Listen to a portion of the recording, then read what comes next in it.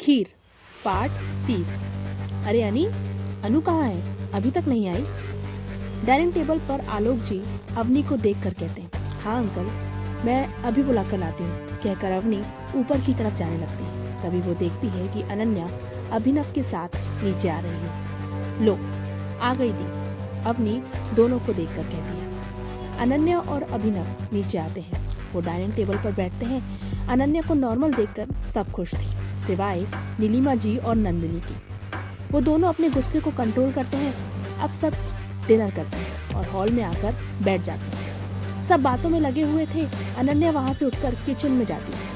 थोड़ी देर बाद अभिनव का फोन रिंग करता है। वो कॉल पिक करता है और बात करते हुए बाहर निकल जाता है। लगता है खीर बन रही है, आलोक जी स्मेल करते हुए गहरी सांस लेकर कहते हैं। पर ये बन कहाँ रही है? नील जी मुस्कुराते हुए कहते हैं, बिल्कुल अंकल, खीर ही बनी है, आप खाएंगे ना? अनन्या ट्रे लेकर आते हुए कहती है। सब पीछे पलटते हैं। वाव दी, खीर बनी है, वो भी आपने बनाई है? अवनी खुश होते हुए कहती है। अनन्या मुस्कुराते हुए कहती है, खीर सबको देते हुए। अब आप लोग बताइए कि ये बनी कैसी है? अनन्या सबको खीर देती है। सब खीर खाते हैं। सबको खीर बहुत पसंद आती है। अनन्या इधर उधर देखकर कहती है, मिस्टर सिंह कहाँ गए? उनकी खीर? अरुणा जी कहती है, अरे अनु, वो बाहर गया है। लेकिन अविनाश बीच में ही कहता है, लीजिए, आ गए भाई। अभिनव आता है। अनन्या उसे भी खीर देती है। अब सब अभिनव को देख रहे थे। अभिनव खीर खाता है, फिर एक चम्मच और खाता है। अरुणा जी उसे खीर खाता देखकर हैरान रह जाती है। आलोक जी अभिनव को देखकर कहते हैं, अरे अभी तुमने खीर खा ली? आलोक जी आगे बोलते हैं, नहीं, मेरा मतलब आज तक अभी ने खीर एक स्पून से ज्यादा नहीं खाई, और आज पूरी? नहीं अंकल, मिस्टर सिंह ने तो इससे पहले भी खीर खाई है, और वो भी पूरी। अनन्या एकदम से कहती है। अनन्या की बात सुनकर सब हैरानी से उसे और अभिनव को देखते हैं। वहीं अभिनव को अनन्या के हाथ की बनी खीर खाना याद आ जाता है। अभी तुमने पहले भी खीर खाई है, और वो भी अनु के हाथ की बनी? अरुणा जी पूछती है। अभिनव कहता है, मॉम, वो एक्चुअल में वो हम कोई बात नहीं, चलो, तुम्हें किसी की बनाई खीर तो पसंद आई? आलोक जी कहते हैं। नील जी कहते हैं, मतलब ये कि हमारे अभी को आज तक किसी के हाथ की बनी खीर पसंद नहीं आई, यहाँ तक कि अरुणा जी की भी नहीं। वो हमेशा एक स्पून खाता है फिर छोड़ देता है, आलोक जी कहते हैं। आलोक जी की बात सुनकर अनन्या के फेस पर मुस्कान आ जाती है। थोड़ी देर बाद सब सोने चले जाते हैं। अनन्या अपने रूम में आलोक जी की बात याद करके मुस्कुराने लगती है। उसे बहुत अच्छा लगा कि वो पहली है जिसकी बनाई खीर अभिनव को पसंद आई है। यही सब सोचते हुए अनन्या गहरी नींद के आगोश में चली जाती है। कुछ दिन इसी तरह बीत जाते हैं। अनन्या अब हॉस्पिटल नहीं जाती है, वो खन्ना हाउस में ही रहती है। अब अनन्या और अवनी के बीच भी काफी अच्छा बॉन्ड बन चुका था। इस बीच नंदिनी बिल्कुल शांत थी। वो बस एक मौके की तलाश में थी कि जो उसे अभी नहीं मिल पा रहा था। अनन्या और नील जी के बीच कुछ भी नहीं बदला था। हर बार नील जी खुद से पहल करते पर अनन्या एक कदम और उनसे दूर हो जाती। इन दिनों अभिनव भी बहुत बिजी हो गया था। सब अपने काम में व्यस्त थे। एक दिन खन्ना हाउस की डोरबेल बजती। अनन्या डोर ओपन करती है। सामने अभिनव था। अनन्या अभिनव को देखती है और अंदर बुलाती है। सॉरी, इतनी सुबह परेशान कर रहा हूँ। अंकल कहाँ है? अभिनव बैठते हुए कहता है। पापा तो मीटिंग के लिए बाहर गए हैं, अनन्या कहती है। ओह ठीक है, तो अनी तो होगी ना? अभिनव कहता है। सॉरी मिस्टर सिंह, एक्चुअली अनी भी पापा के साथ गई हुई है, अनन्या कहती है। अभिनव परेशान होते हुए कहता है, ओह ठीक है, फिर मैं चलता हूँ, कहकर खड़ा हो जाता है। रुकिए मिस्टर सिंह, क्या बात है? आप परेशान क्यों हैं? क्या बात है बताइए, शायद मैं कोई हेल्प कर दूं? अनन्या अभिनव को देखकर कहती है। तुम मेरी हेल्प नहीं कर पाओगी Ananya, because you are a doctor, Abhinav कहता है। मिस्टर सिंह, मैं बेशक एक डॉक्टर हूँ, पर हूँ तो एक बिजनेसमैन की बेटी, सो बिजनेस तो मेरे खून में है। आप बताइए तो सही, प्रॉब्लम क्या है?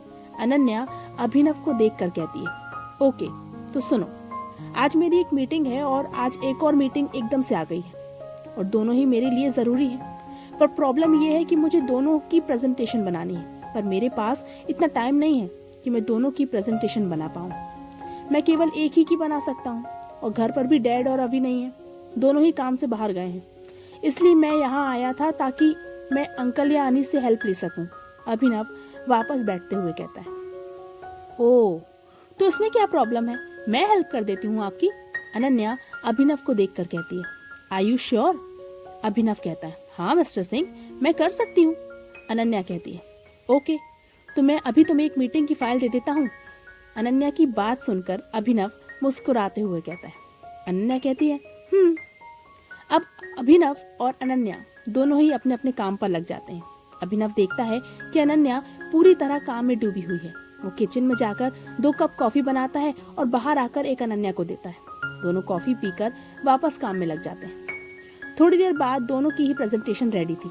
अभिनव देखता है अनन्या ने बहुत अच्छी प्रेजेंटेशन बनाई है।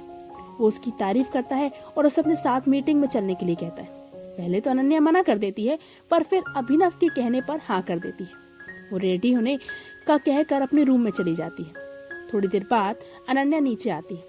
अभिनव की नज़र जैसे ही अनन्या पर जाती है, वो अपनी नज़रें उससे नहीं हटा पाता है। अनन्या ने ब्लैक पैंट, व्हाइट शर्ट पहनी थी, आंखों में गहरा काला काजल, होठों पर हल्की पिंक लिपस्टिक और अपने लंबे बालों का बड़ा सा जूड़ा बनाया हुआ था। वो बहुत ही प्यारी और एक बिजनेस वूमन दिख रही थी। चले, अनन्या अभिनव को देखकर कहती है। अनन्या की आवाज सुनकर अभिनव होश में आता है और मुस्कुराते हुए अनन्या को देखकर कहता है, तुम बहुत सुंदर दिख रही हो अनन्या। अनन्या अभिनव को देखकर कहती है, थैंक यू मिस्टर सिंह। अब अभिनव और अनन्या मीटिंग के लिए निकल जाते हैं। थोड़ी देर बाद दोनों एक मीटिंग प्लेस पर पहुंचते हैं। अनन्या की बनाई प्रेजेंटेशन वाली मीटिंग में अभिनव अनन्या को ही प्रेजेंटेशन शो करने को कहता है। अनन्या पूरे कॉन्फिडेंस के साथ प्रेजेंटेशन दिखाती है। उसे ऐसे देखकर कोई कह ही नहीं सकता था कि वो एक डॉक्टर है। सबको प्रेजेंटेशन बहुत पसंद आती है और कॉन्ट्रैक्ट अभिनव को मिल जाता है। थोड़ी देर बाद दोनों मीटिंग रूम से बाहर आते हैं और लिफ्ट से नीचे जाने लगते हैं कि अचानक लिफ्ट रुक जाती है। ओहो, इसे भी अभी बंद होना था, अभिनव कहता है। चारों तरफ अंधेरा देखकर अनन्या डर जाती है। उसे इस वक्त याद आता है एक छोटी बच्ची एक अंधेरे में रूम में बंद है। वो दरवाजा खोलने के लिए बार बार कह रही है, मैं अब ऐसा नहीं करूंगी, प्लीज खोलो, मुझे डैडी के पास जाना है। डैडी कहाँ हो आप? प्लीज, अनु को डर लग रहा है। मम्मा, मम्मा बचाओ मुझे अंधेरे से डर लग रहा है, खोलो, अब मैं ऐसा नहीं करूंगी, प्लीज प्लीज खोलो, वो बच्ची रोते हुए कहती है। अनन्या घबराते हुए कहती, खोलो खोलो मुझे, डैडी डर लग रहा है, मम्मा डर, बेबी बचाओ, खोलो। अभिनव अनन्या को पकड़कर हिलाते हुए कहता है। अनन्या होश में आते हुए कहती, हाँ मैं वो अंधेरा। अभिनव देखता है अनन्या बहुत डरी हुई है, उसके फेस पर पसीना आ चुका है। वो इस तरह उसे देखकर जल्दी से अपनी जेब से फोन निकालता है और फ्लैशलाइट ऑन कर देता है। वो देखता है उसके फोन पर नेटवर्क भी नहीं था। थोड़ी रोशनी देखकर अनन्या शांत होती है, पर तभी अभिनव का फोन स्विच ऑफ हो जाता है और वापस से अंधेरा हो जाता है क्रमशः। तो क्या होगा आगे? क्या अनन्या अपने आप को बचा पाएगी? जानने के लिए पढ़ते रहिए दरमिया और मुझे सब्सक्राइब कीजिए।